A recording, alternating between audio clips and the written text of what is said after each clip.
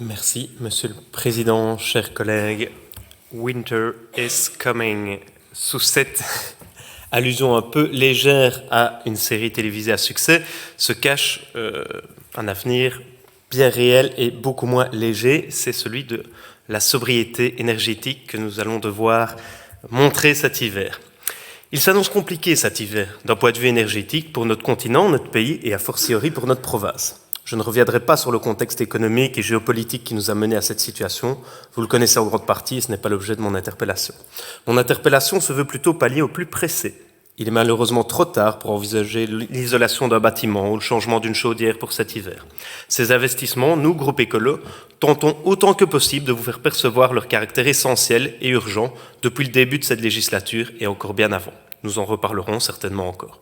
Au plus pressé, disais-je, nos concitoyens sont priés d'économiser autant qu'ils peuvent l'énergie, aussi par des petits gestes, comme diminuer d'1 degré le thermostat, éteindre la nuit tous les appareils électriques en veille, ne pas chauffer un local inoccupé, etc. La province de Liège, en tant que pouvoir public, est responsable de plus de 370 bâtiments répartis sur une centaine de sites. Et à ce titre, elle a une double responsabilité. D'abord, une responsabilité directe. La consommation énergétique de l'ensemble de ces bâtiments représente une consommation non négligeable. La diminuer a un réel impact sur la demande et donc in fine sur les prix. Ensuite, et de manière plus politique, plus symbolique aussi, mais une responsabilité dans l'exemplarité vis-à-vis du citoyen. Gandhi disait « Montrer l'exemple n'est pas le meilleur moyen de convaincre, c'est le seul. Nous, province, nous, communes, devons montrer l'exemple. Et nous devons convaincre en premier nos employés de le faire sur leur lieu de travail. Récemment, j'ai été interpellé par un employé de la province me réclamant des consignes claires et une communication à ce sujet. Que fait la province? Quels sont les petits gestes recommandés au bureau? Comment se fait-il que les serveurs inutilisés la nuit restent allumés? J'ai des idées d'économie, comment les communiquer à mon responsable? La province se doit d'être exemplaire en termes d'économie d'énergie, et je ne doute pas qu'elle fasse déjà de nombreuses choses en la matière. Cependant, elle doit aussi et avant tout le faire savoir. La province compte-t-elle lancer pour cet hiver un plan de communication interne, et pourquoi pas dans un second temps externe, portant des recommandations pour son personnel et mettant en avant son rôle d'exemplarité en termes de sobriété énergétique? Merci d'avance pour votre réponse. Je vous remercie, Monsieur le Conseiller provincial. Quelqu'un souhaite-t-il intervenir? Pas d'intervention. J'invite M. André Denis, député provincial, à la tribune pour la réponse du Collège provincial à cette question. Merci, Monsieur le Président. Monsieur le conseiller, Monsieur Manieri. Comme vous le savez sans doute, la province de Liège a pris des engagements déjà en 2015 afin de voir une diminution des consommations énergétiques sur son territoire. En plus d'accompagner les villes et communes à réaliser leur propre plan climat, notre institution provinciale a pour ambition de voir diminuer ses consommations par l'instauration d'un cadastre énergétique de ses infrastructures, la gestion de ses consommations ou encore via la sensibilisation de ses agents à la problématique climatique. Aussi, notre province a eu l'opportunité de participer au projet européen BRICAIR qui visait à soutenir la recherche et le développement de techniques innovantes dans le domaine de l'efficacité énergétique. Le site Glossner a fait office de bâtiment d'exemple dans lequel des techniques innovantes dans le domaine du chauffage, la ventilation et l'isolation ont pu être présentées. L'appel à projet Rénoat a permis quant à lui, en collaboration avec le Gré Liège, de répondre à ses objectifs en investissant 20 millions d'euros dans 6 implantations de l'enseignement provincial pour voir des économies d'énergie à hauteur de 519 000 euros par an sur l'ensemble donc, de ces 6 sites. De plus, une rationalisation du parc immobilier provincial a été entreprise bien avant la crise afin de regrouper nos services sur des sites permettant d'en abandonner d'autres plus énergivores. Rationalisation à laquelle s'additionnent les investissements prévus dans le cadre de l'amélioration de l'efficience énergétique du bâti provincial. Vous aurez constaté, monsieur le conseiller, que l'efficacité énergétique constitue donc un champ d'action dans lequel la province a investi et continue d'investir afin de voir une réduction de sa facture énergétique. Réduction, en tout cas, diminution. Diminution de l'augmentation, si on peut dire.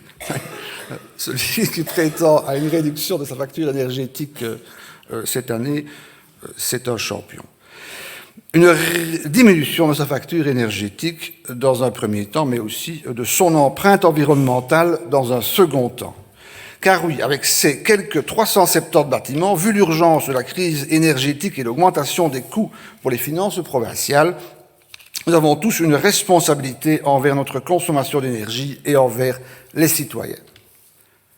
C'est pourquoi des actions ont été soumises à réflexion au sein des services, et ce, préalablement à la circulaire de M. le ministre wallon Christophe Collignon, datée du mercredi 20 septembre dernier, et dans laquelle il souhaite voir toutes les administrations publiques contribuer à une consommation énergétique responsable. Concrètement, la principale action étudiée par les services provinciaux est la diminution de 2 degrés par rapport aux consignes de température actuelles. Cela nous permettra de rester dans la fourchette de température de confort dans les bâtiments, sous réserve de certaines exceptions et conformément à la législation en vigueur. En termes de chiffres, sachez que cette action permettra ou permettrait de réduire notre facture de 16%. En tout cas, notre consommation. Aussi, il est envisagé de sensibiliser les occupants des bâtiments provinciaux à cette problématique en favorisant les occupations en semaine ou sur un même site. Cela permettrait de ne plus devoir chauffer des bâtiments entiers pour une occupation d'un petit espace. Ainsi, une occupation rationnelle des locaux, ainsi que des réunions à distance sont conseillées. Ces mesures doivent encore être étudiées. Je vous rassure, la réflexion est en route. L'adhésion à cette mesure est primordiale et chacun d'entre nous est concerné. Par ailleurs, tout agent et utilisateur de locaux provinciaux est vivement encouragé à faire preuve de bon sens. En effet, éteindre les lampes inutiles, débrancher les appareils électriques en fin de journée, limiter les consommations de papier, éviter l'usage de chaufferettes électriques ou prendre un pull au bureau constituent des petits gestes simples, mais qui, j'en suis certain, participeront à la bonne gestion énergétique de notre institution. Vous l'aurez compris, la province cherche et trouve des solutions pour permettre une meilleure efficience énergétique et une limitation de sa facture liée à ses coûts devenus très importants. Enfin, pour répondre plus spécifiquement à votre question, Monsieur Magnury, sachez que le Collège provincial a évoqué la problématique lors de ses précédentes réunions, validant cette diminution de 2 degrés évoquée plus haut, et qu'il se prononcera dès demain sur un courrier à adresser par notre nouveau directeur général à tous les chefs d'établissement afin de les sensibiliser aux mesures envisagées et qu'ils travaillent d'ores et déjà à une communication globale destinée à disséminer les bonnes pratiques en matière de sobriété énergétique auprès de l'ensemble de son personnel. Le mot-clé de tout ceci, Monsieur Magnury, est l'adaptation. Adaptation au changement climatique, adaptation aux enjeux économiques, adaptation aux réalités professionnelles. J'ajouterais même aux réalités ici géopolitiques, dans notre cas.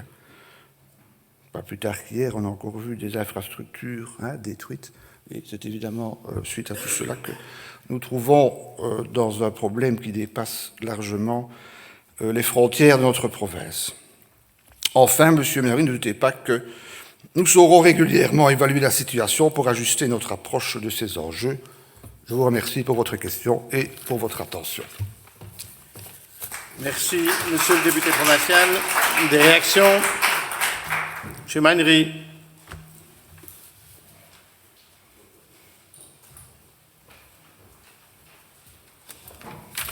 Merci, Monsieur le Président. Merci beaucoup, Monsieur Denis, pour votre réponse. Je dois dire que je ne suis pas convaincu. Je trouve qu'il y a un réel manque de conviction dans cette énumération d'actions déjà entreprises. Et heureusement que la province fait quelque chose. Mais notre conviction à nous, c'est fait-elle assez et fait-elle assez vite? Et ne peut-elle pas faire des choses encore plus maintenant? Alors, vous allez dire que je prends le problème par le plus petit bout de la lorgnette qui soit. Mais la salle des gardes, vous pouvez aller voir, toutes les appliques sont allumées. Il n'y a strictement personne dans la salle des gardes actuellement. C'est quand même embêtant, non? Est-ce qu'on ne peut pas, même ces petits gestes qu'on s'oblige et que l'institution provinciale, en tout cas que tous les pouvoirs publics obligent à faire aux citoyens, ne doit-on pas les faire nous-mêmes d'abord, montrer l'exemple? Je vous dirais aussi de vous méfier de l'appel au bon sens. J'appelle au bon sens des employés de la province. Je rappelle que le bon sens, c'est ce qui pourrait faire jeter un seau d'eau sur une friteuse en feu. Le bon sens, il ne faut pas compter dessus, il n'est pas suffisant quand on a un défi d'une telle ampleur face à nous. Enfin, j'entends bien, et c'est là-dessus un petit peu que je voulais vous emmener, cette diminution de température dans les locaux. Je dirais, c'est bien, et c'est vraiment même pas mal, et je suis content, même si ça vient d'une circulaire, que la province s'en saisisse. Pardon ? Que la province s'en saisisse, ne vous tracassez pas. Je vous dirais d'essayer de vous méfier aussi de la logique top-down. Imposer cette diminution de 2 degrés, je suis sûr, je suis persuadé, parce que c'est la même chose dans mon école, que ça doit râler, place à pense, chez plein de gens qui vont avoir froid dans les bureaux. Je vous inviterai à essayer d'avoir une logique un peu plus bottom-up. Essayez de demander aux gens qu'est-ce qu'on peut faire, qu'est-ce que vous, dans votre bureau, vous pouvez faire pour diminuer la consommation d'énergie de notre institution, et essayer que ces changements, cette sobriété, s'accompagnent aussi, se fassent, si pas dans la joie, au moins dans la bonne humeur. Voilà, merci beaucoup. Merci, Monsieur le Conseiller provincial. Vous êtes tout prêt, vous pouvez peut-être aller éteindre la lumière.